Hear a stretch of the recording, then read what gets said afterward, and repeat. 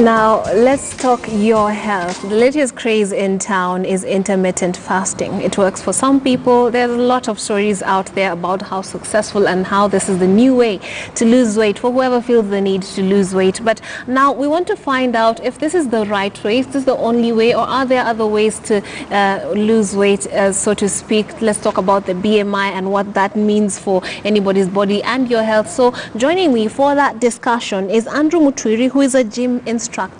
Andrew, have you heard about this?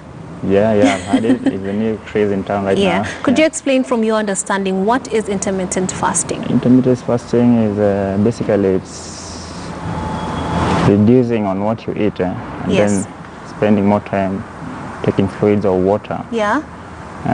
Expecting to burn calories to supplement your daily intake of energy. Yeah, so what's, because we had dieting, and then there's intermittent. What's the difference? And why are people so excited about intermittent fasting? Dieting, you don't, it's not like fasting. Dieting, you do your meals, but maybe you reduce on the calories intake. But for fasting, you may go for some days even without taking something. Days? Some explain to us.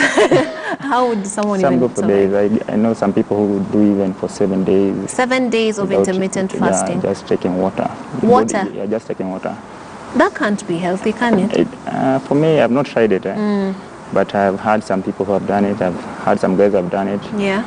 I don't know how healthy it is because on my side, I just you deal with the physical bit of trying to lose weight. So I want to understand, when someone is undergoing intermittent fasting, from what you know, do they not eat the pizzas and whatever, or what? How does it happen? About the intermittent fasting, most of them, they watch. It's like dieting basically.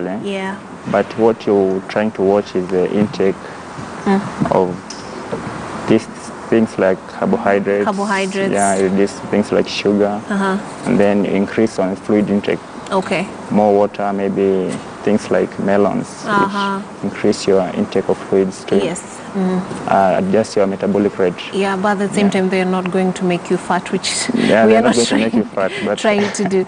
So I've always had this saying that abs are made in the kitchen. Do you agree? Sure. I agree with that 100%, 150%. But you're a gym instructor. How can you support that? Of course, you cannot. They say you cannot outtrain your diet. No matter how you train in the gym, how many hours you spend in the gym, you cannot reach your target if you're not have discipline in the kitchen. Right. It's all about what you're putting into your body. It's all about what you put in your.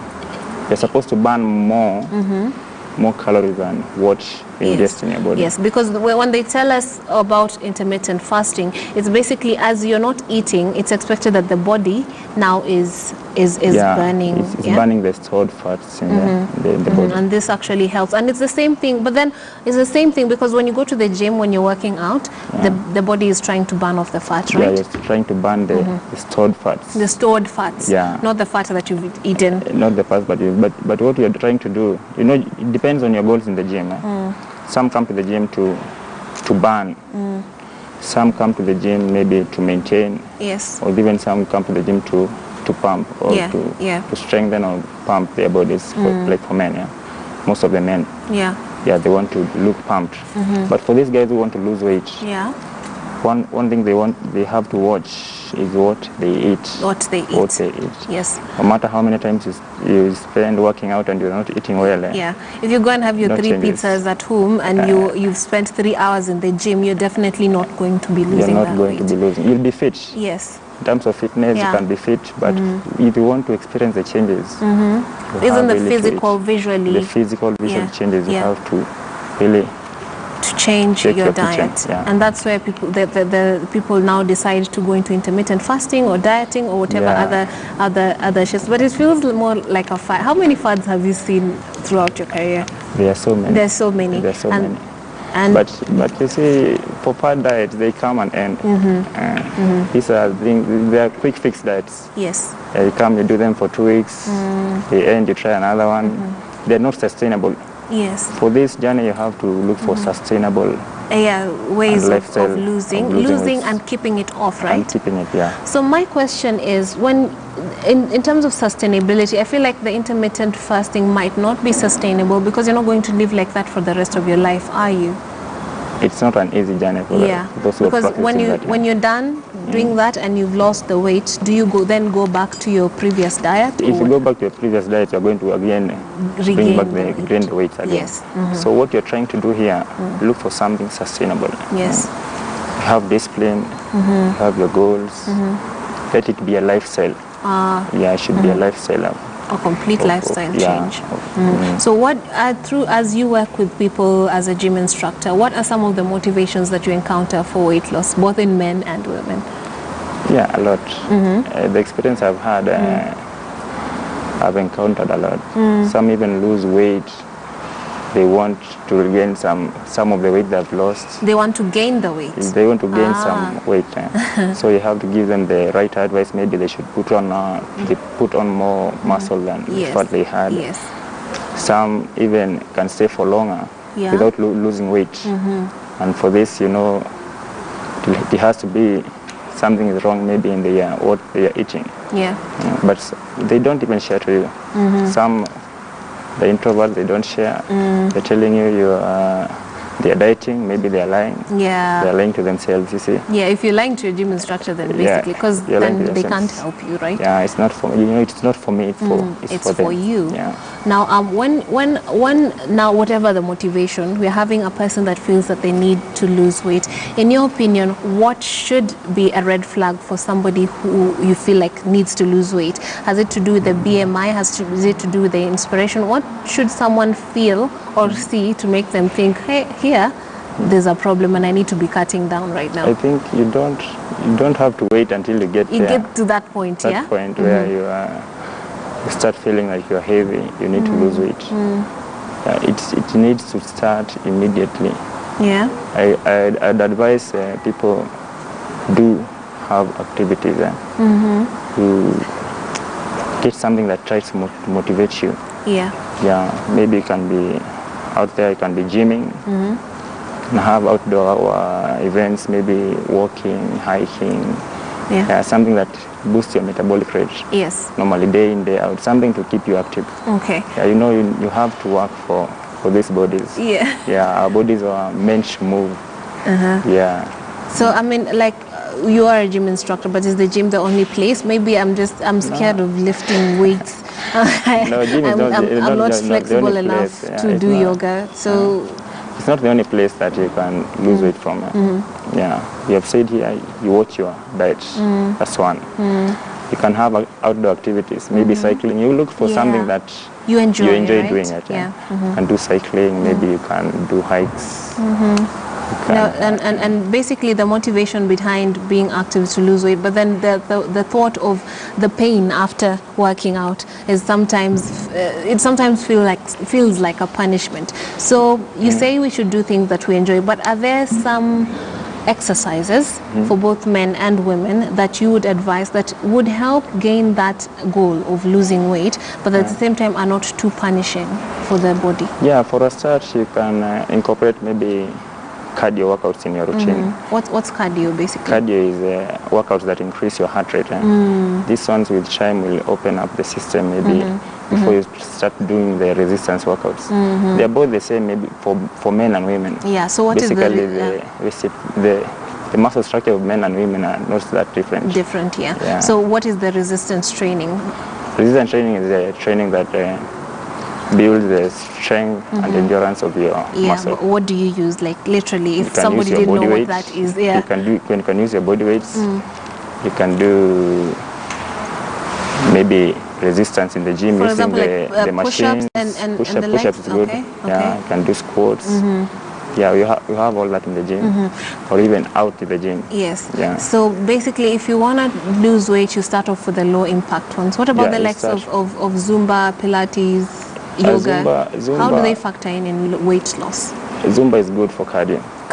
Yes. Your muscles also. Your heart is a muscle also. So you need to work the heart to increase your metabolism. Yes. That's where you burn. And so the metabolism, when it increases, then your body is able to burn the fat. Burn the fat. Or even strengthen the muscle. Strengthen the muscles. Some muscle groups in the body. And so the likes of Zumba, and Zumba, that's cardio. That's cardio. There's aerobics, that's cardio. Yes. There's Pilates. Pilates. You can also do machines. Isn't Pilates resistance training? Resistance, Pilates is both combination of resistance. There's cardio in it. You know, you can use the resistance depending on how you rest on your workouts to build on your cardio endurance. Okay. Yeah. So when of course these are all services you can find in certain areas, maybe in the gym or some. Yeah, you can find them in the gym. Or even in your most convenient places. In the house? Even in the house. Now, how do I go about working out in the house? In the house. Maybe I'm too shy. I don't want people to look at me. Maybe I'm overweight and I don't want people to judge me. So I decide I want to work out in the safety of my house. And everybody has the right to do that if they want to. But then now, could you perhaps give our audience an informed way of going about this? Yeah, you can work in the gym, in the house, even in your living room, maybe in your bedroom.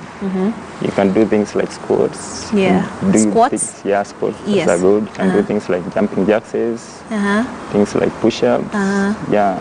I mean, those something that you'll be able to help to increase your heart rate. To increase your heart rate. But then at the same time, like we said, speaking of the home, you need to be focusing also on your diet. If you're working out, you can't be having that burger. Yeah, you can't be having that burger. Normally it's very hard to tell someone you just need to cut on all that you're eating. Yeah. You can watch on the portions for a start, and then slowly but steadily going reducing what you're eating. So it's that is another one that they call portion control. Could you please explain this to us? Portion control, you need to reduce on the quantity of food that you eat. The quantity. So you can have all of it, but in small pieces, or even better, you can buy new small plates or small bowls, maybe. You know, when you have these smaller plates, smaller plates. What will make me not go back to the pot 5 times? No, it's about discipline. When you have the big plates, maybe you want to fill it to the brim, but when you have the smaller plates, maybe when you fill it, you feel satisfied. Okay, so portion control is one of the ways that you can go about it. You need to check, basically discard junk food completely. And speaking of junk food, when you look at obesity, the numbers in urban centers are more than in our local areas in what we call shags. Now, when you talk about this, how have you seen the difference between the two areas? Because in Nairobi, because of our lifestyle, and what actually affects it, because we find that in Nairobi you'd find more people suffering from obese and diseases related to obesity as opposed to in our remote rural areas. First of all, in the local areas, the ones you call shags. Shags, normally activities in the shags are a bit physical. They're a bit physical, not like here in town. Most of the people here in town, most of them, they have a sedentary life. Just sitting from home, they take a car, they go to job, they take the lift, they enter the offices, they sit the whole day. But for the ones maybe back there at home, the activities are so many activities they have. You can go to the shamba, you can be walking. You have the room actually to do all those things. They are eating also. Whatever they're eating is very healthy. It's healthy, organic. You won't find these restaurants in town there, back there. Even if you find them, you have to walk some distance before you reach there. Or travel to the next town. You travel to the next town. You see, so all these activities, they end up contributing to our body weights. So perhaps being aware of the dangers could be a way of trying to hinder the lifestyle from making you obese, right? Basically, you need to be active.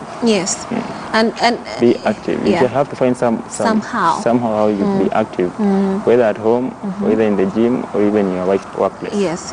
Because we have the internet, you can also get gym lessons you can do from the research in the internet. They have a lot of information. There's a lot of information. Now, also, it's not just the rich. Even us who spend hours and hours in matatus, that is also counts as sedentary. Yeah. Like for drivers, people you have people like drivers, these matatu drivers.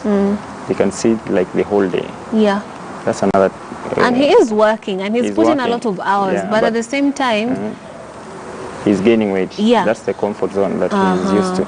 You're not supposed to be in your comfort zone all the time. Yeah, you need to get out try there. to move around. Yeah. So in let's point out to the some of the activities. Of course, if you should get a gym subscription. Normally here in towns, gymming is best. Is the best. Depending on how we are working around, gymming is best because you can either access it in the morning or maybe in the evening. In the evening. Yeah. Perhaps to avoid traffic, you can jump into the gym. Spend even 1 hour in the gym. It will really help you. Yeah, because if I was to think of somewhere, I would sprint as much as I would sprint on a treadmill. Yeah. Right here in Nairobi.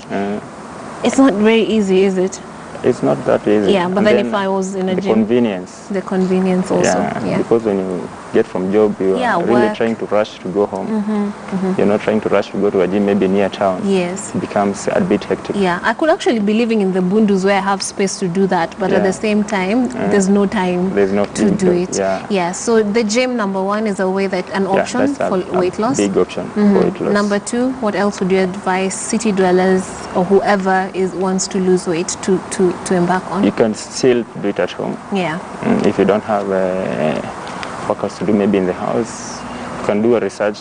Maybe you can Google workouts you can do in the home. Yeah. Maybe body workouts, cardio workouts you can do at home. They'll still help. Maybe you can organize for events like activities maybe during the weekends. Right. Things like hiking, swimming is good. Yes. Yeah, you have boot camps out. All this will really help. Yeah, and I mean, this might seem like common sense, but but it's really good to be intentional about losing weight. Yeah, it has to be intentional. You have to really look for something that tries to motivate you, and then you build on the discipline. And perhaps in terms of what works for you, is it advisable to try different things and find something that you actually can sustain? Yeah, in fact, your body is not supposed to be comfortable when you're doing these things. Because when you're in your comfort zone, changes are very little. Because you're not being challenged. You're not physically. being challenged. You have to be challenged to really get the changes on. So the pain is no pain or gain. That's the like a true gym instructor. So at the end of the day, what is our verdict on intermittent fasting, in your opinion? I have not. It's about eating habits. Advising water for a what minute. I can say for me. Yes. You need to in a healthy way. This healthy way, you need to maintain your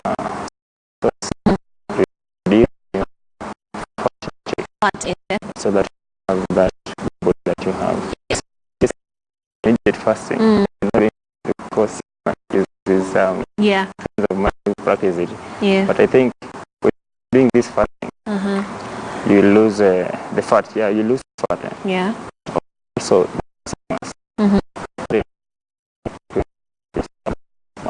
which is not very healthy. Yeah. So you're not supposed to be losing your muscle. You're not supposed to be losing both your muscle and your fat as well.